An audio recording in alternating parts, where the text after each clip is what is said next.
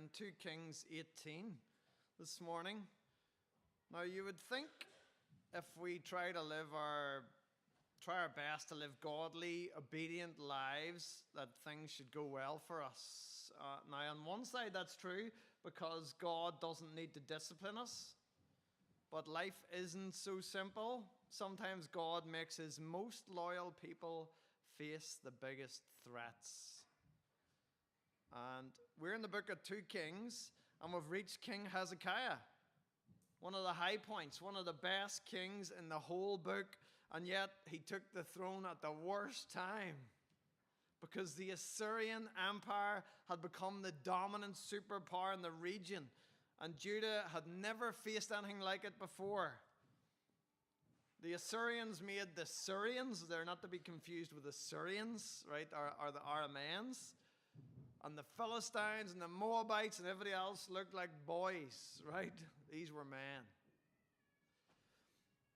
And God raised up this great empire at this time. Now, was Hezekiah just unlucky to be living at a bad time in history? No, God did this deliberately. God raised the Assyrian Empire up at this time precisely because Judah had finally got a good king, right? So let's read a summary of Hezekiah, just the first 6 verses of chapter 18. 2 Kings chapter 18. In the 3rd year of Hoshea, son of Elah, king of Israel, Hezekiah, the son of Ahaz, king of Judah, began to reign.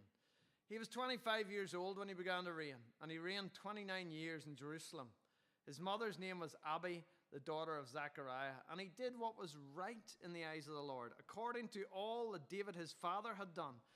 He removed the high places and broke the pillars and cut down the Asherah, and he broke in pieces the bronze serpent that Moses had made. For until those days the people of Israel had made offerings to it. It was called Nehushtan.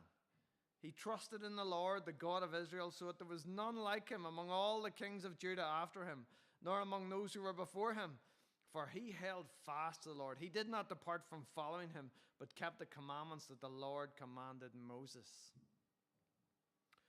So this is actually for the first time since way back in 1 Kings chapter 15 that we have a king of Judah who is described as walking in the way of David, his father. This is a king who's actually comparable with David, with King David, the gold standard of kings. And look, he cleared out the idolatry, even the high places. This is the first time ever that a king has cleared out the high places. These were shrines or groves on the top of hilltops where people went to worship God, but they were filled with idolatry. And Hezekiah cleared them. And particularly, Hezekiah is singled out for one thing, his trust. He trusted in the Lord. Like no one else. There was no king that came before him or after him that trusted God as much as Hezekiah. That's an amazing thing to have said about you, isn't it? And this is almost what life is for. Life is for developing trust in God. Because you see, when all of us come to the end of life and have to go out into eternity, we've got nothing else. That's all we have, our trust in God. So if any king you think deserves a nice reign of peace and prosperity, for Judah to flourish and grow, it's Hezekiah. But the next verses tell us that in only his 6th year, he's only been a king for 6 years, and the king of Assyria comes up and annihilates the bigger brother, the northern kingdom of Israel. And he sends all the people into exile. Israel will never recover. And they're actually much bigger and stronger than little Judah in the south. And then 8 years later, that same king of Assyria comes to Judah. And he destroys all the fortified cities right around Jerusalem. And this map actually shows in red all the cities that have archaeological evidence of Assyrian destruction. So they caused extreme devastation all around Jerusalem. And the Lion King Simba might sing that he just couldn't wait to be king, but Hezekiah will tell you it's a mixed bag. It's a bit like being an elder in the church. It's a great privilege, but there can come times of extreme pressure. But we know there's no better guy for the job because Hezekiah has great faith in God. And he does eventually, right? I actually find this really comforting that Hezekiah did not start out with great faith in God. He got there. But it actually took this crisis to build his faith. And at the start, he tried all the normal, natural solutions that we humans try. You know, he had actually brought the trouble on himself because he stopped paying tribute. His father Ahaz paid tribute to Assyria, and Hezekiah stopped it. So Assyria came and said, they sent round the boys.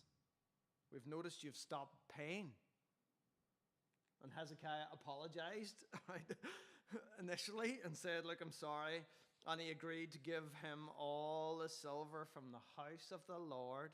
And he even stripped the gold from the doors of the temple.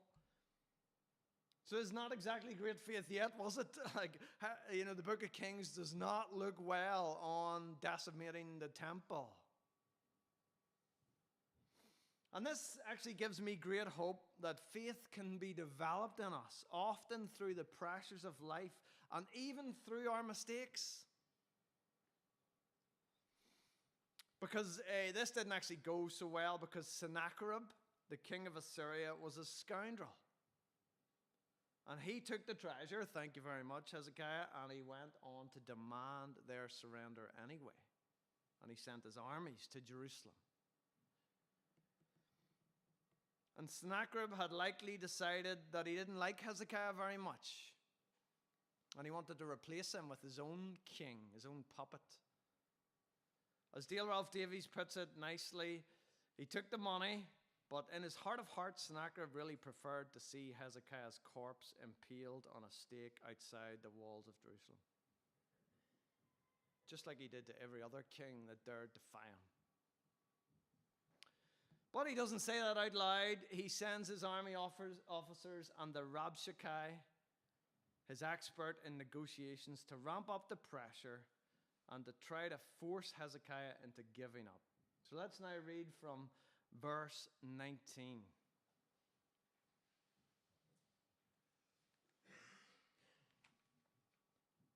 And the Rabshakeh said to them, say to Hezekiah, thus says the great king, the king of Assyria, on what do you rest this trust of yours? Do you think that mere words are strategy and power for war? In whom do you now trust, that you have rebelled against me? Behold, you are trusting now in Egypt, the broken reed of a staff that will pierce the hand of any man who leans on it, such as Pharaoh, king of Egypt, to all who trust in him.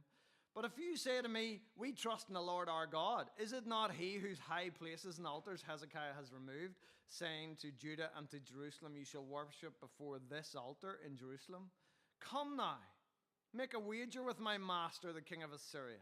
I will give you 2,000 horses if you're able to, on your part, to set riders on them. How then can you repulse a single captain among the least of my master's servants when you trust in Egypt for chariots and for horsemen? Moreover, is it without the Lord that I have come up against this place to destroy it? The Lord said to me, go up against this land and destroy it. Then Eliakim, the son of Hilkiah, and Shebna and Joah said to Rabshakeh, please speak to your servants in Aramaic, for we understand it. Do not speak to us in the language of Judah, within the hearing of the people who are on the wall. But the Rabshakeh said to them, has my master sent me to speak these words to your master and to you, and not to the men sitting on the wall who are doomed with you to eat their own dung and to drink their own urine? Then the Rabshakeh stood and called out in a loud voice in the language of Judah, hear the word of the great king, the king of Assyria. Thus says the king, do not let Hezekiah deceive you, for he will not be able to deliver you out of my hand. Do not let Hezekiah make you trust in the Lord by saying, the Lord will surely deliver us, and this city will not be given into the hand of the king of Assyria. Do not listen to Hezekiah. For thus says the king of Assyria, make your peace with me, and come out to me. Then each one of you will eat of his own vine, and each of his own fig tree, and each of you will drink the water of his own cistern, until I come and take you away to a land like your own land, a land of grain and wine, a land of bread and vineyards, a land of olive trees and honey, that you may live and not die. And do not listen to Hezekiah when he misleads you by saying the Lord will deliver us. Has any of the gods of the nations ever delivered his land out of the hand of the king of Assyria? Where are the gods of Hamath and Arpad? Where are the gods of Sepharvaim, Hena, and Eva? Have they delivered Samaria out of my hand? Who among all the gods of the lands have delivered their lands out of my hand, that the Lord should deliver Jerusalem out of my hand? So we'll have to hand it to the Assyrians. They had a good intelligence network. They had done their homework on Hezekiah. They knew that Hezekiah was looking for help from the Egyptians. Another sign that he didn't start out with great faith in God. They also knew that Hezekiah's religious reforms had removed the high places, but they mistakenly assumed that God would be upset with that. And then, therefore, God had sent them against Hezekiah. He then offers Hezekiah 2,000 horses if he can find enough skilled even people to ride them. Whereas the least captain in Assyria is highly skilled. He says, there's no contest here, Hezekiah. Do you really think you can win? And finally, he says that the Lord has sent them. And he has actually a point here, but not for the reason that he thinks. So Hezekiah's diplomats, they say, look, speak to us in Aramaic, not in Hebrew, so that the common people don't hear what you're saying, don't understand. But Hezekiah proceeds to try to scare the common people into rebelling against their king Hezekiah. He says, you're all hemmed up and cramped inside Jerusalem. There's no need for this. You're going to run out of food. You're going to have to eat your own dung, drink your own urine. Like, come out. Make a peace with the king of Assyria. You can go back to your homes. You can sit under your vines, under your fig trees. And yeah, we will take you away, but the new land will be just as good as this land. Come out to me. Let's do a deal. Don't let Hezekiah deceive you with all this pie-in-the-sky talk of God going to deliver you. You know, all the other nations thought that. Bigger nations than you, and look at them now. No God can stop the king of Assyria. I think he's overstepped his claim, his mark here. What arrogant blasphemy. A puny man, the king of Assyria, claiming that no God can stop him.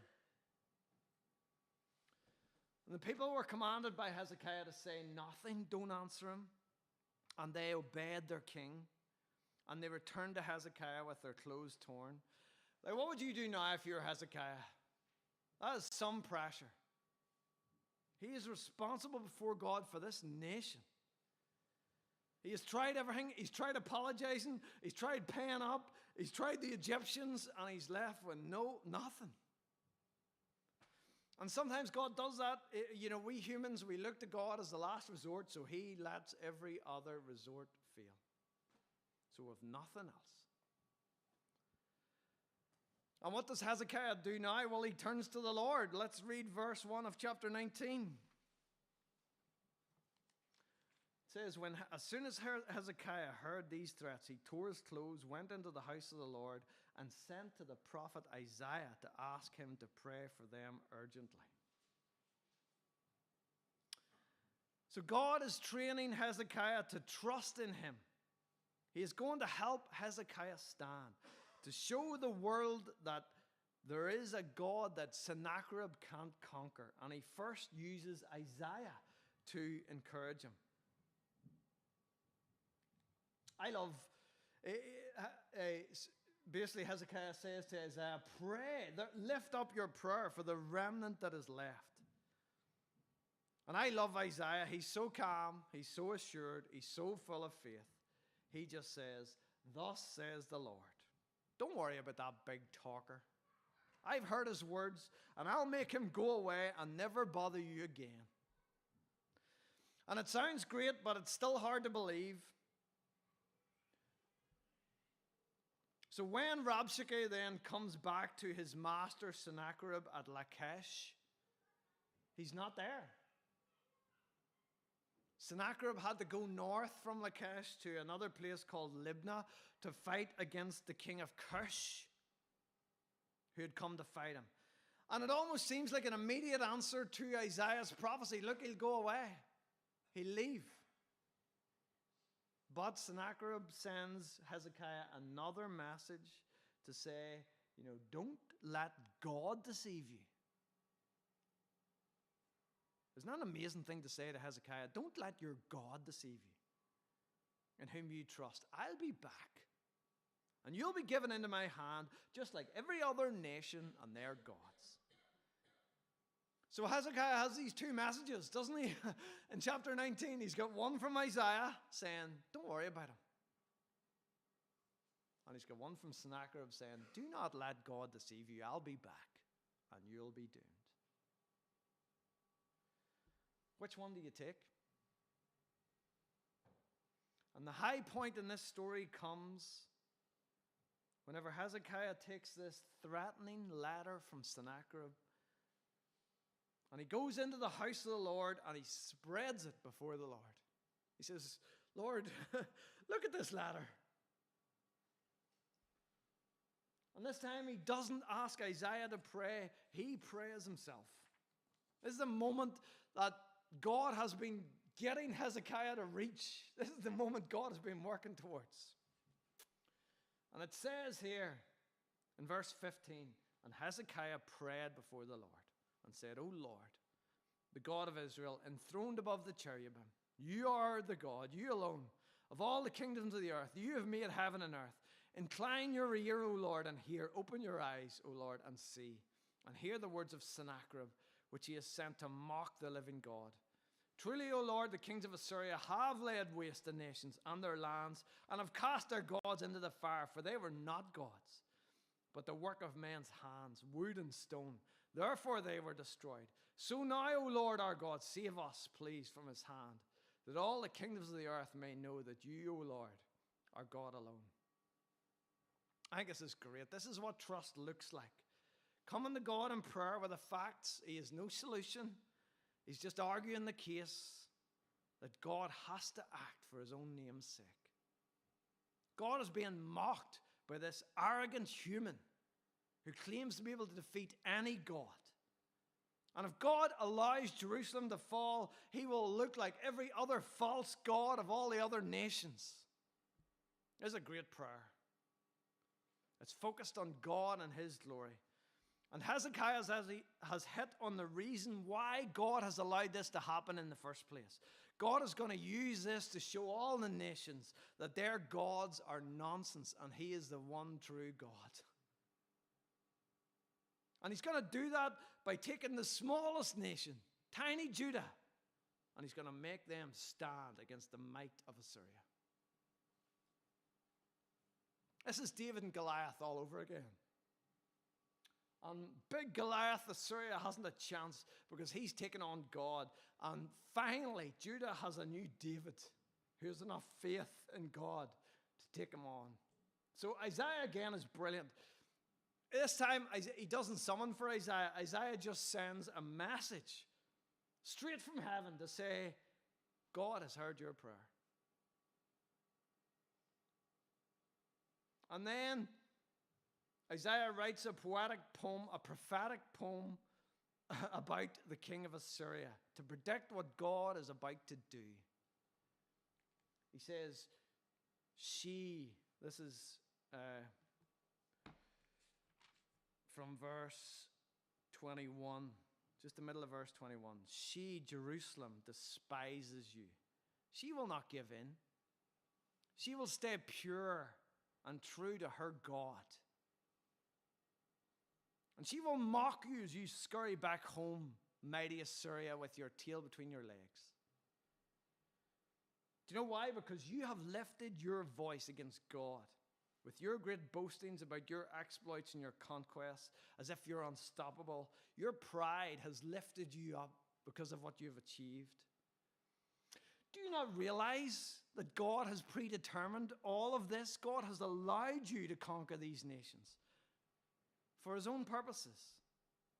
But your success has made you arrogant, and now God has heard your blasphemy, and he's finished with you, and he's going to drag you back home to your kennel, you arrogant little beast. That's a summary of Isaiah's prophecy there. Then Isaiah has a prophecy for the inhabitants of Judah, because they're all cooped up in Jerusalem. And he says to them, this shall be the sign for you, so that you know God has done this. Because it's now late in the year and you have missed the chance to plant your crops. But there's going to be enough food for you next year that will grow up from all the previous plants. And then next autumn, normal planting will resume. So you guys don't need to worry about running out of food. And you don't even need to worry about fighting the Assyrians, because you won't even get the chance. Before Sennacherib even fires an arrow against Jerusalem, I'm going to send him back home. God says, I'm going to defend this city myself for my own sake and for the sake of my servant David. And then from verse 35, it says, on that night, the angel of the Lord went out and struck down 185,000 in the camp of the Assyrians. And when people arose early in the morning, behold, these were all dead bodies. Then Sennacherib, king of Assyria, departed and went home and lived at Nineveh. And as he was worshipping in the house of Nisroch, his god, Adramelech and Sharezer, his son, struck him down with a sword and escaped into the land of Ararat. And Esarhaddon, his son, reigned in his place. It's amazing how a tiny disease can reduce even highly trained crack troops into useless corpses. And that was the end of the Assyrians' campaign in Judah and the end of Sennacherib. So did you notice that Rabshakeh has one valid point in all of his threats? It's that God has sent them. Because Isaiah confirmed that God had determined this long ago. God had raised up Sennacherib at this point in history, and he brought him right to the gates of Jerusalem. Now, why would God do that? He was doing that to give Hezekiah the opportunity to stand against him like a true son of David, and to prove that Judah's God is real, not like all the other gods. And as soon as God accomplished that, he dragged Sennacherib back home to die. It's an epic story. But it's not just in the past. It's a pattern of things to come. We have already noticed that 2 Kings is a miniature of the future.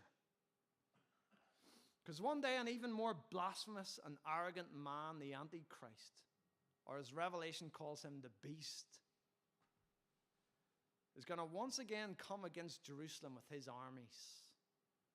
And that nation, cooped up, hemmed in, having run out of options, having tried everything, will once again look to a king in the line of David. Not Hezekiah, but Jesus Christ. And God will use that to show the world like never before that he is the one true God.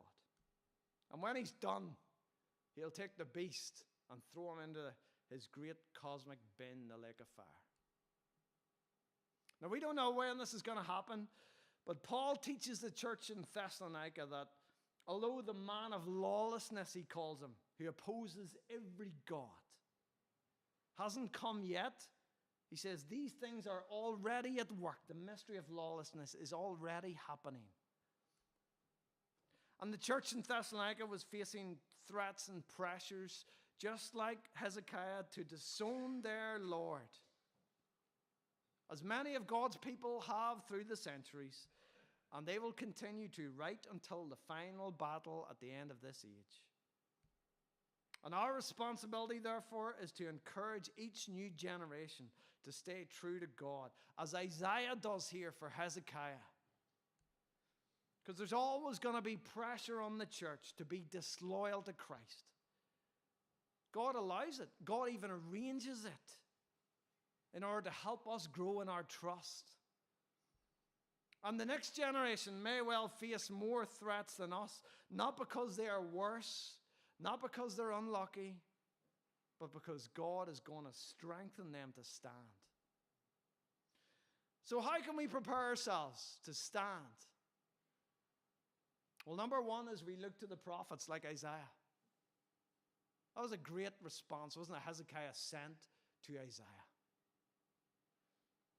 And that's why we're studying the Word of God today, not just to pass the time on a Sunday morning, but to build up our faith for now and for eternity. And we also need to learn to bring everything before God in prayer, just like Hezekiah, to spread out every threat, every worry, everything before the Lord, and say, Lord, look at this. I don't know what to do. To learn to pray for God's concerns in this world, not just my concerns, and not as a final resort, but as our way of life. And this is what will strengthen us. These two things, looking to the prophets to strengthen us, and spreading out our worries and concerns before the Lord. That will strengthen us to stand for God when we need to, in our jobs, in our churches, and it will strengthen the faith of the next generation who may need it. We need to focus and strengthen them, because they may need this even more than us whenever their time comes to stand against the arrogance and the blasphemy of this world. Let's close in prayer.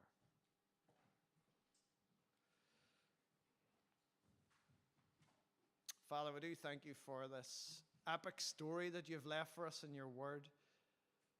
It is many years in the past, but yet it speaks right to us today. And there's many of your people even today face these same threats because of their faith in God. And you've allowed it, even arranged it, to help them to grow in faith, just as you did for King Hezekiah.